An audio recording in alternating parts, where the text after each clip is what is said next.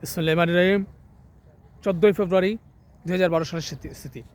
আপনারা জানেন 14ই ফেব্রুয়ারি আজ 2012 সাল, 14ই ফেব্রুয়ারি বিশ্ব ভালোবাসা দিবস। 2012 সালে 14ই ফেব্রুয়ারি আমরা বেস্ট অফ 11 স্পোর্টিং ক্লাব ইলাসপুরের উদ্যোগে আমরা কিন্তু বার্ষিক বনভোজনে গিয়েছিলাম মাধবকুণ্ডতে। আজকের এই দিনে আজ থেকে প্রায় 14 বছর আগে সেই সমস্ত মুখগুলোর কথা আমার মনে পড়লো। বিশেষ করে সুমন, দিলাল, নজরুল, ফয়সল, জয়নাল, মজনু, লিমন আমাদের হাফিজ লিমন। এরপরে আপনার কার কথা বলবো, কামরানের কথা বলতে হয়, এবং কামরানের কথা বলতে হয়, কিজির খার কথা বলতে হয়, দিলালের কথা বলেছি।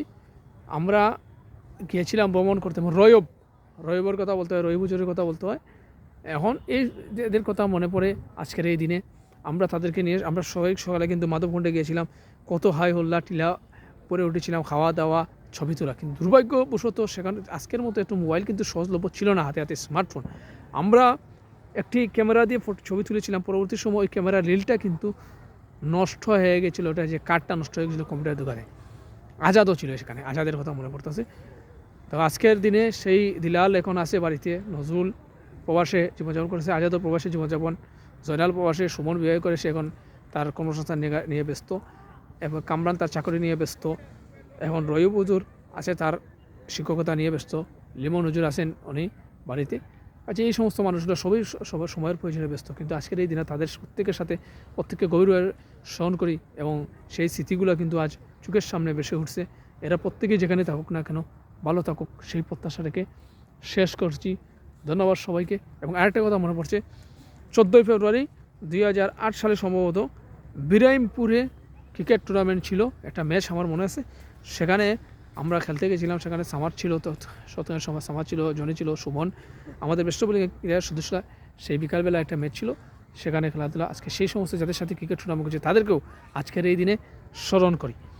যাই হোক, বিশ্ব ভালোবাসা দিবস, সবাই ভালোবাসেন, দেশকে ভালোবাসেন, দেশের পরিবারকে ভালোবাসেন, এবং দেশের মাটিকে, দেশপ্রেমী হচ্ছে কি ইমানের অঙ্গ। আমাদের এই 30 লক্ষ শহীদ রক্তের বিনিময়ে আমাদের এই দেশ আমরা পেয়েছি।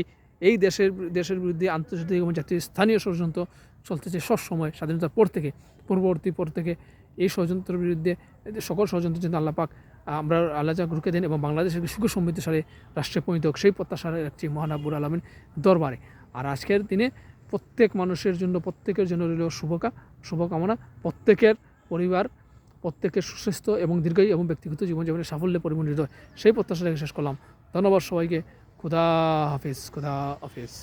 আবার দেখা হবে ইনশাল্লাহ অন্য কোনো ভিডিওতে।